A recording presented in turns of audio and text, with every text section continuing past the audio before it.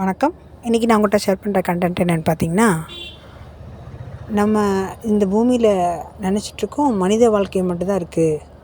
நான் விலங்குகள், இந்த நுண்ணுயிரிகள், அந்த பூஞ்சை, அந்த நம்ம விலங்குகள் வகைகள் படிச்சிருப்போம் இல்லையா, புரோட்டோசோவா, அந்த அர்த்தத்தை சொல்லலை, அந்த வகையை சொல்லலை. நான் சொல்கிறது என்னென்னா, மனித வாழ்க்கை. அது மாதிரி கந்தர்வம், அப்புறம் சூட்சமம், அப்புறம் யட்சணி, அதுக்கப்புறம்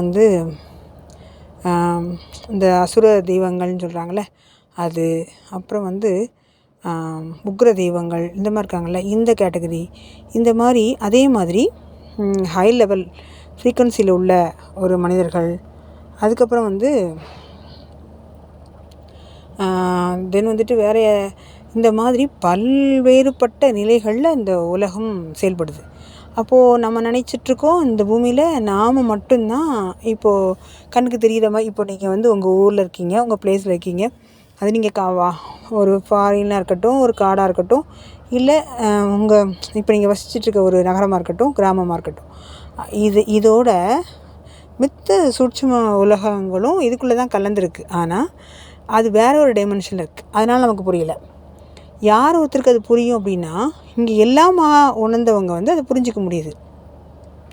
ஃபார் எக்ஸாம்பிள், நீங்கள் ஒரு கோவிலுக்கு போவீங்கன்னு நினச்சே பார்த்துருக்க மாட்டீங்க, அந்த கோவிலுக்கு போவீங்க. அதே மாதிரி ஒரு பிளான் இல்லாமல் இருந்திருக்கும், அந்த பிளான் நடந்துடும். ரொம்ப நாள் பிளான் பண்ணி வச்சுருப்பீங்க, அந்த பிளானுக்கு எக்ஸிக்யூட் பண்ணும்போது கட் ஆயிரும்.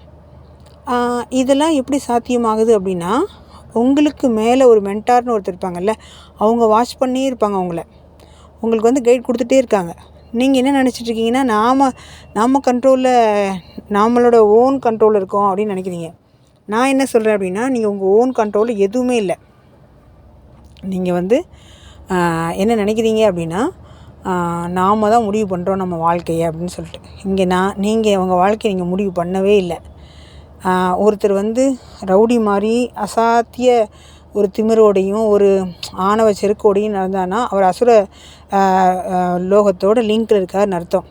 ஒருத்தர் புண்ணிய காரியங்கள் பயங்கரமாக செஞ்சிட்ருக்கார் அப்படின்னா அவர் அந்த புண்ணிய லோக ஆத்மாக்களோட கனெக்ஷன் இருக்கான்னு அர்த்தம்.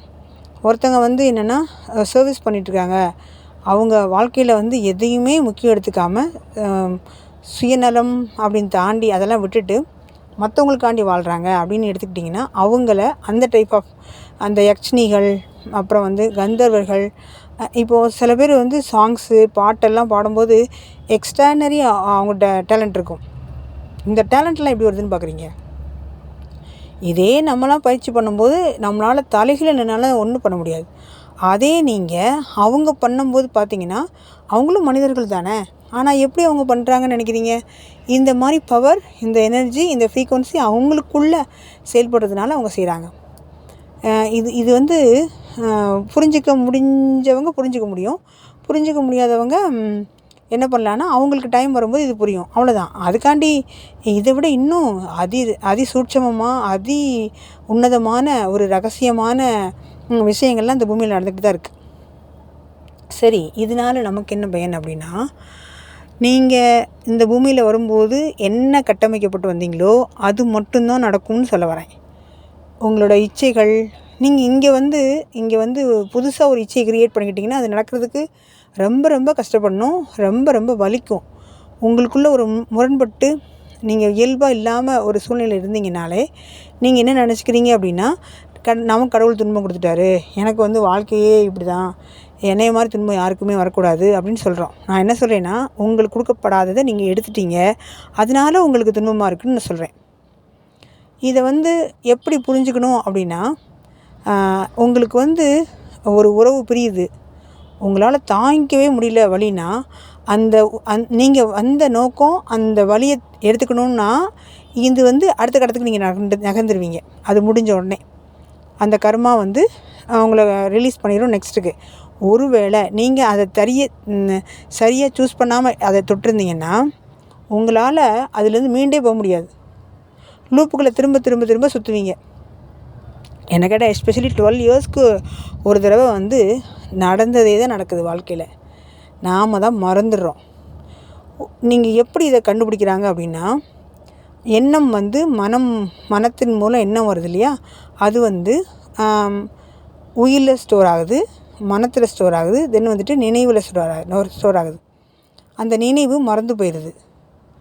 மனத்தில் உள்ளது வந்து இருக்கிறது வந்து என்ன ஆகும் அப்படின்னு சொன்னால், அது ஆழ்மனம், உள்மனம், மேல் மனங்கிறதுல வந்து அது ஒரு ஃபஸ்ட் மெமரி நம்ம சொல்கிறோம்ல, செகண்டரி மெமரி அப்படி சொல்கிறோம்ல சிஸ்டமில், அது மாதிரி இருக்குது. நீங்கள் மேல் மனதில் உள்ளதெல்லாம் இப்போதைக்கு நிகழ்ந்தது, ஆழ்மனம் உள்ளதெல்லாம் பல்வேறு படிநிலைகளை ஒரு படிகங்களாக ஒரு ஒரு என்ன சொல்கிறது, ஒரு அடுத்தடுத்த அடுக்குகளாக அங்கே படிஞ்சிருக்கும்.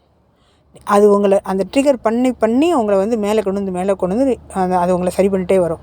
இதை நீங்கள் புரிஞ்சுக்கிட்டிங்கன்னா அந்த துன்பத்துக்கு நமக்கு வந்து நம்ம வந்து இந்த துன்பத்தை வந்து எடுக்கிறதுக்கு தான் அந்த கர்மா வந்து நம்ம க்ளீன் பண்ணுறதுக்கு தான் இது நடக்குதுன்னு தெரிஞ்சுக்கிட்டிங்கன்னா அதை கடந்து போயிடுறாங்க.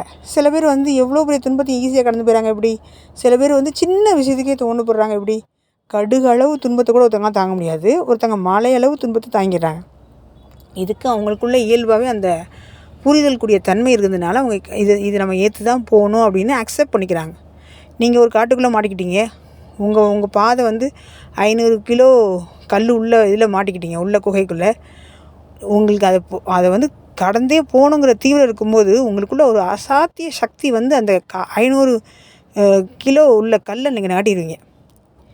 நகட்டி முடிச்சதுக்கு அப்புறம் தான் உங்களுக்கு தோறும் இது நம்ம செஞ்சோமா அப்படின்னு சொல்லிட்டு. இதே நீங்கள் வந்து ஒரு நார்மலான டைமில் அசைக்க கூட முடிஞ்சிருக்காது. இது எப்படி சாத்தியாச்சு பாருங்கள். இதே மாதிரி தான் எல்லா சூழ்நிலையும் நம்ம கொடுக்கப்பட்டிருக்கு, நாம் தான் அதை புரிஞ்சிக்காமல் இருக்கோம். முயற்சி பண்ணால் நாம் எந்த சுச்சுவேஷனில் இருக்கோம், அது என்ன நடந்துக்கிட்டு இருக்குங்கிறத ஒரு விழிப்புணர்வு கொண்டு வரணும். அதான் இங்கே ரொம்ப ரொம்ப முக்கியம். மனத்தை செயல்படுற தன்மையை தெரிஞ்சுக்கிட்டு, ஆன்மா இந்த மாதிரிலாம் பண்ணணுன்னு தெரிஞ்சுக்கிட்டு, உங்கள் மனசாட்சியோட, உங்கள் புத்தியோட, உங்களோட அந்த சூழ்நிலையோடு நீங்கள் பொருந்தி பார்த்து என்ன நடக்குங்கிறத விழிப்புணர்வோடு நீங்கள் ஒவ்வொரு செயலும் ப்ரெசண்டில் செய்யும்போது உங்களால் நிதர்சனத்தை புரிஞ்சுட்டு இயல்பாக ஆனந்தமாக வாழ்க்கையை வாழ முடியும்.